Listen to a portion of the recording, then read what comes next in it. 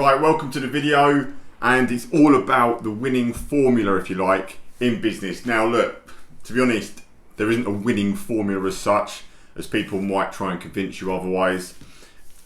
Business really is a combination of getting a lot of things right. It's a bit like sometimes trying to crack a door on a safe. You've got to get everything lined up to actually open the door. But sometimes you can do all the right things and the door still won't open. Other times you do some of the wrong things and it will open. That's just the realities of life and business, just how it is. But with that being said, there are what's called the 3 P's of business, which are so important, at the fundamentals to get right. And if you get those right, you've then got the best foot forward, you've got the best chance of winning and having that winning formula, if you like, to actually get the result you want and build the business that you want. So, first P is the product. The product must be good. Like, what you do must be fucking excellent. If your service is shit, nothing else matters. Like, you haven't got a business. Like, if the customers do not look at what you've done, the job you've taken on, whatever it is, if they do not walk away from that and go, that was amazing, the service was fantastic, you are just fucked. Like, you have to nail that part of the business. And I think sometimes people are focusing on other stuff first. Your first focus must be, how good is the product and service that you deliver? Whether that's a really small job, a £500 job, or a huge job, everything's got to be perfect. The customer's got to be absolutely happy. You've got to deliver a fantastic service and job and product that you're offering your customers and your clients, because without that, you've got nothing. Everything else is redundant. And the thing is, your view is biased because you think you're good.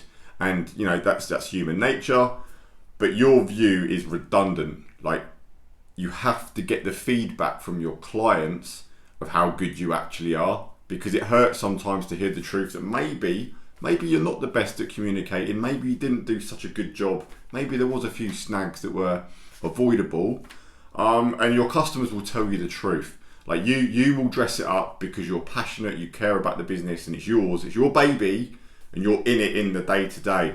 But your customers will give you objective, actual feedback and criticism. So you must get that back and be willing to take that criticism on board, any little details, because they're going to tell you the truth. So that's what you really need to hear, not your own opinion. Your opinion is void. You must get feedback from your client of how good your product or service actually is, because you really have to be exceptional in this day and age to stand out and build a really good brand and a business that people want to work with and are sometimes prepared to wait for you to do the work. You've got to be exceptional. You've got to stand out. You've got to meet all the desires and the criteria of a client. You've got to be easy to deal with, convenient, smart, communicative. You've got to be really on the ball with every step of what you do. The product is not just what you physically deliver, it's how you present yourself, how you're communicating with your clients, how your staff communicate with your clients. Every little touch point has got to be exceptional. And the great thing to ask your clients is, like, what can we improve on? Because not just the good, you want to know the nitty gritty of what's wrong, like what's not good, what needs improving. You want to know that stuff. So just ask the clients, whether it's a feedback form at the end of every job, asking them for testimonials, all that type of stuff. Get that stuff in and review it and be objectively, take it on objectively to really break it down. And don't be emotional about it and be like, oh, fucking hell. Why would you say that? Don't be touchy about it.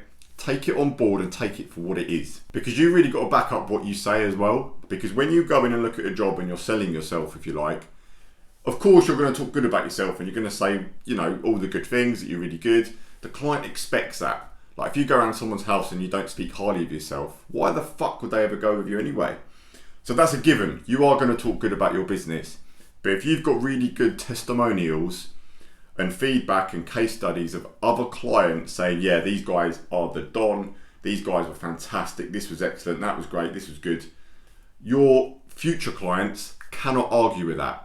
So it's twofold. You need the feedback for yourself, but also it's a great selling tool. It's social proof that you are who you say you are and you do deliver on what you do, because You've just got to deliver on what you say you do. I can't stress that enough. If you can't deliver on what you say you're going to do, you may as well just throw the towel in now. And then the second P is people. Once you've got your product and service locked in, it's all about the people. And that starts with you. You as the main person, the owner, the leader, you've got to be the best person possible to provide the best service and lead and run the ship, and run everything. If you're not a great person, you don't deal with conflict, you don't deal with problems very well, you don't do what you say you're going to do, you let people down, your business is going to fail. It's just going to fail. You've got to be the best person that you can possibly be and set that standard for anyone else that works in the business or interacts with the business, whether that's suppliers, customers, subcontractors. You've got to be the best person. And that's going to, if you're not, that is going to be the limitation of how far your business is going to grow. The buck stops with you as the leader. You've got to get yourself in the best position possible first, and then that filters down to your staff. Your staff have got to be the best. It's all about the people. The best businesses recruit the best people, get them in, they do a fantastic job, customers happy, people keep buying, they recommend you, and the system just keeps churning away like that. Because if you look at it this way, if you want to be the owner of a £1 million business or a £3 million business or a £5 million business or a £10 million business, you need to be the man that can operate a 1 million, a 3 million, a 5 or a 10 million pound business. You've got to up your game. If you're trying to get to the next level, it starts with you upping your game first to become the man that's 1, capable, 2, emotionally in control and disciplined, and 3, actually got the drive and the purpose and the real character to go through the shit you're probably gonna have to go through to be the owner of that type of business. And a lot of that is going to come down to the deliverables that you've got to do and your staff have got to do in the business. They're non-negotiables, like the targets you've got to hit daily, the discipline to hit those targets over and over again. That's what it's all going to come about. You've got to be that type of person. You've got to be in control and do the things that matter day in, day out. Because proper leaders have got the vision in their heads and they know what they're aiming for, and then you're then filtering and showing that vision to your staff as well below you, so that they're on board and that you're all rowing in the same boat. Because if you imagine you've got a 4-person rowing boat, if you're all in sync, the boat's flying. But if one person's at the back paddling the wrong way or hitting the paddle in front of the next person, there's just confusion and chaos. But that's all going to start from the person at the front of the boat, watching everyone, showing everyone, telling everyone how you want things done and how we operate as a company. And you share that vision of where you're trying to get to. That's what it's all about. Because you as the leader, you set the tone. You don't really want staff that just clock in and clock out. It's, I work 8 till 4 or 5, I have an hour's lunch, and I've got 2 afternoon breaks and I make 8 cups of tea a day. They're not the people you actually want. So you want really hungry people in the business, especially your first couple of hires. You need dedicated, committed, solid people. So again, if you're not that, how the fuck are you going to attract and employ and expect that standard from other people when you don't do the same yourself? Because ultimately, you really want people in the business who are committed and really fully behind it. And there's 3 steps to that I look at for people. If you're looking at recruiting someone, it's number 1, do they get it? Do they get the company? Do they get where you're trying to go, what you're trying to do? They have to fucking get it. They have to be fully behind it. The second thing is, do they want it? Are they driven, hungry people that are willing to roll their sleeves up, put the shift in, and grow with you? They've got to want it as well. If they've got no desire, if they're a steady Eddie, they're not going to be great people for the business. It's not going to filter through. They're not going to do the shit that needs to be done when things go wrong or you're away and that person you can rely on. So they've got to want it as well. And then thirdly, they've got to have the capacity to be able to deal with it, because not everyone can deal with the pressures of multiple things going on, like jobs all over the place, organisation, running lads phoning in sick, things going wrong on jobs, customers complaining, people not paying you, all sorts of stuff. It's a headache. It's a hard job. It's not for everyone at all. So they've got to have the capacity. So if they're an absolute melt and they can't take a bit of heat, they're not the right person. So every person in the business, as you're growing it, they've got to get it, fully understand it, want it, and have the capacity to actually deal with it. Because really, if you've got that outlook, you will only attract the right solid people, and you'll repel the weaker people, the people you don't really want in the business, the people that become a liability more than an asset. If you have that attitude and you've got that drive and you live by that yourself as well, you're only going to attract more people like that. Because people that are not committed and lazy, they just won't be able to commit to it, and they won't stick it out. They'll just leave because they'll hate it. They won't enjoy that environment. But the reality is, of growing a decent business, you've got to create that environment that is hungry, fast-paced, high expectations, because that's the only thing that's going to get you to that high expectation of the goal and the actual vision that you want to get to. So once you've got that, once you've got a great product, a great service, you're the best person you can be, you've got great people behind you as well, the last P that you go to is all about the processes. And it's boring as fuck, but processes run the business, and it's what allows people to follow a set process so that everyone knows, everyone's on board with that's how we do that, that's how we do this is what we do when this happens, this is how we deal with a problem over here, this type of issue. Processes end up running the business, and it's a tedious task that you have to go through to go, right, what's the best process for the business?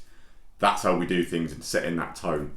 It is hard work, but that's what allows you to then get off and not be stuck in the business day to day all the time, because you can rely on the processes to actually drive it forward and have the right people to follow those processes.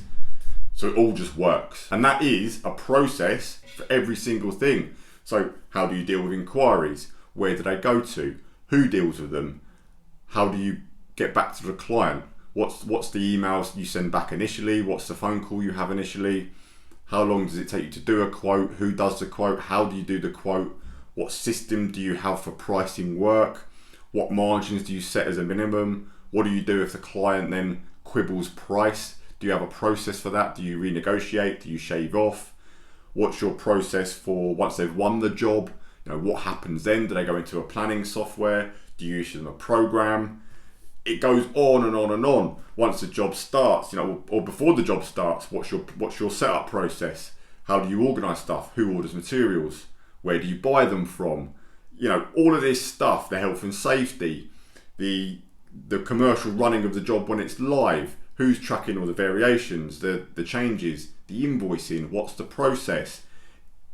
It's a lot more than what people think, but the more you get that stuff nailed at that stage, that's how you build a buildable business and something that's actually commercially valuable, commercially viable, to potentially either sell on later on or give you options to even have the staff actually buy into the company, and it allows you as the owner to actually get out one day. And I think that's so important. But without the processes, you will never get that to that point. So I think what we have to get crystal clear is that the right people, they run the right processes, and then the business looks after itself. And when I say process, it's not a process unless it's written down on a Google Drive or whatever you use in your business, because a process in your head is not a process. Because if you take you out from the business, who knows what to do? Because it's not documented, it's not live, it's not a proper thing.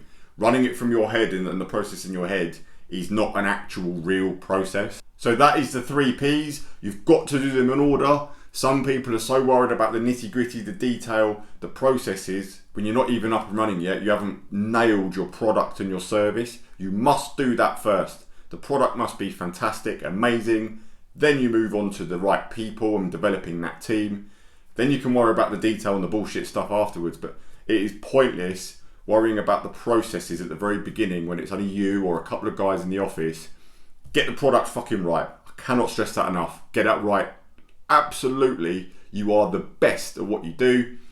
Then develop your people, and then it's the processes. And that is the best winning structure you can put in place, and it's going to set you up for, like I say, winning as the best as you can. You're in the best position so that any shit that does come up, you've got the best people, you've got the best processes, and you've got a fantastic product to rely on to keep building the business.